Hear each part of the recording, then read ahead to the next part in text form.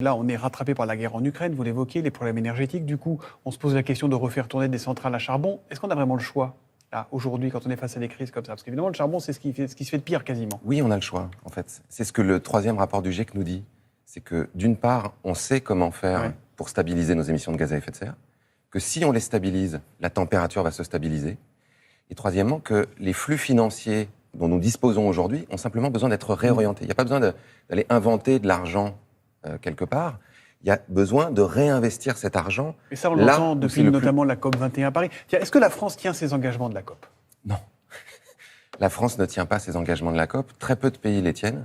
Le 3e rapport du GIEC a fait à nouveau une évaluation. Si tous les pays tenaient les engagements qu'ils ont pris, on va à un réchauffement de 3,2 degrés à la fin du siècle. Alors que l'objectif, c'était 1,5 à la fin de la COP. L'objectif, c'est 1,5. En 2015. Et malheureusement, il y a de très fortes chances que cet objectif soit déjà dépassé entre 2030 et 2040. Oui. Ce qui est dramatique. Donc, il faut agir maintenant. Certains disent, ne paniquons pas, les technologies nous sortiront de là. La technologie finit toujours par nous sortir des mauvais pas.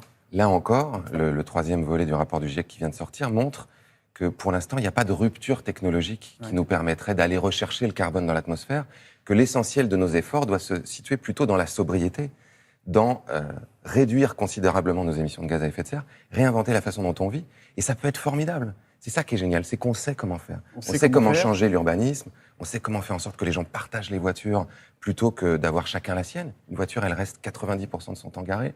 On sait faire de l'agriculture régénératrice, on sait isoler les logements, mais maintenant, il faut décider de le faire.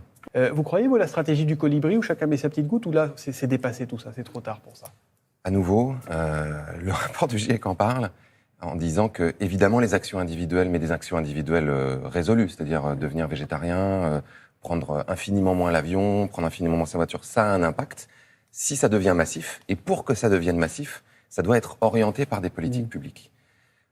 On ne peut pas attendre en fait que chacun d'entre nous prenne conscience et fasse son petit geste. Aujourd'hui, il faut que structurellement, la société nous entraîne dans ces directions-là.